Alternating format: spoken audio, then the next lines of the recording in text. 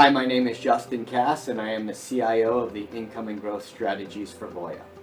Today we are going to talk about our outlook for 2023, but before we get into 2023, we kind of need to go through what took place in 2022. In 2022, we had the highest inflation that we've had in decades. We also faced a Federal Reserve that raised interest rates at the fastest pace in decades. We had supply chain disruptions, we had war in Europe, we had continued COVID lockdowns globally, and all of this weighed on risk assets. So putting that in context, as we turn to 2023, we really need to focus on the key drivers of the market right now. And the market really seems to be focused on a couple of things, and that's inflation, the Federal Reserve, and whether we're going into a global recession. So if we take each one of those components individually, we can give you a better sense of what the income and growth team is thinking for 2023. So when we look at the inflation data, most strategists and most of the economic data we're seeing today shows that we are past peak inflation. And like I said, if you look at key strategists, many strategists have inflation coming down all throughout 2023. So the next element is the Federal Reserve. We don't know when the Federal Reserve will stop hiking rates, but one thing does seem pretty clear to us, and that's that we're closer to the end of the Fed cycle rather than the beginning. So the debate of whether peak interest rates is 5%, 5.25%, that's a lot different than where we started the year in 2022. In 2022, interest rates were pretty much zero, and we went to 4% pretty quickly. So again, we don't necessarily know the exact path of when the Federal Reserve will stop hiking rates, but one thing we feel pretty comfortable with is that we are closer to the end of a Fed hike cycle than we are at the beginning. As far as whether we enter a global recession or not, that also is yet to be determined. There is no doubt from listening to many companies globally that there is an economic slowdown happening, and many companies are reacting immediately to that global economic slowdown by stopping ordering, stopping hiring, and in some cases we're beginning to see an acceleration of layoffs. So all of the data that we're seeing today does point to a slowing economic environment for 2023.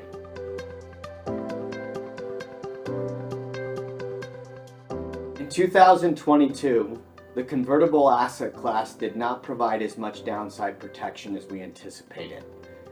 Part of that reason is because of the rapid rise in interest rates, a little bit of spread widening, and of course, an equity market that sold off. However, that provides the opportunity set for 2023. When you look at the convertible market today, over 50% of the convertible market trades like a yield-oriented or fixed income security. So there's plenty of opportunity to get 6, 7, 8% yields in the convertible market. Plus, you still have that option or that upside because you have that right to convert into common stock. Another element that disappointed in the convertible market in 2022 was new issuance. 2020 and 2021, we saw record new issuance, close to over 100 billion. That fell off significantly in 2022.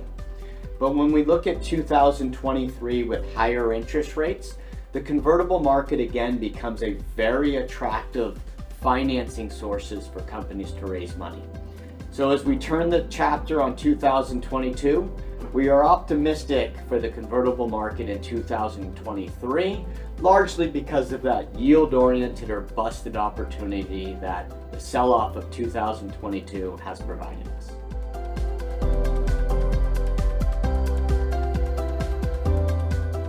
Hi, my name is David Oberto. I'm a portfolio manager on the Income and Growth Strategies team, and I'm here to talk to you about the investment grade universe and why we're optimistic for the outlook going into 2023. First, we need to put in the context of what's taken place in 2022. You have a fixed income market that is sold off across the board, whether you're talking about treasury bonds, whether you're talking about investment grade or high yield. The investment grade universe has returned negative 15+% through the end of October. That is the worst year on record for the asset class should we finish here. What does that mean as we go forward? The return profile for the asset class typically after a negative year has positive returns, and in many cases has multiple years of positive returns. In addition to that backdrop, we also have a very strong fundamental backdrop. You have credit balances or cash balances at all-time highs. You have leverage back to below levels where it was prior to COVID, and you have interest coverage levels at all-time highs as well. This is a factor of two different functions. You have one, the increase in earnings since the COVID pandemic and the low in the first quarter of 2021. And you also have new issuance that came throughout 2020, 2021, and in 2022, where company management teams have been able to refinance and push out their balances, their debt balances, so that there's no looming maturity wall. This is only positive for the corporate balance sheets within the US, and one of the main reasons why we feel that in 2023, the investment grade universe should experience positive returns for the asset class. One of the other major aspects of why we're positive on the asset class is the fact that issuance has not subsided throughout 2022, despite it being a very difficult year. This has meant that corporate management teams in the investment grade universe have continued to access the capital markets.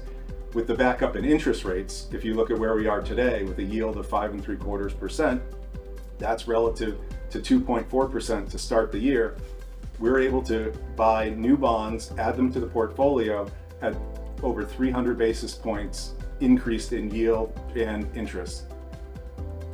So we continue to be very positive on the asset class. So what does that mean for us as managers? That we've been able to add yield and coupon to the portfolio at levels that we haven't seen for many, many years, and makes us very excited about the ability to add that to the portfolio.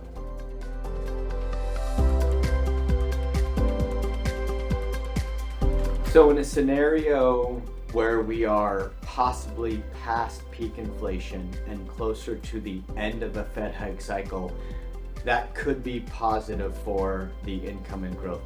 As we look into 2023, we expect another uptick in issuance from low levels of 2022 and the ability to add yield and coupon into the portfolio that we haven't seen for many, many years. So when you look at the yield-oriented or busted part of the convertible market, the income and growth portfolio can also benefit from yields that we're seeing in that part of the convertible market. In order for us to begin to see a bottom of the equity markets, we really need to begin to see a bottoming of earnings estimates, and that's really the biggest risk that we see to 2023. We begin to see in third quarter earnings, many companies talk about slowness of growth, and that was beginning to impact earnings. A lot of companies also started talking down what they were seeing in 2023. We are very optimistic on high yield in parts of the convertible market, but again, for us to get more constructive on broad equities in general, we need to see a bottoms in earnings and a bottom in earnings estimates, and then we can move forward from there.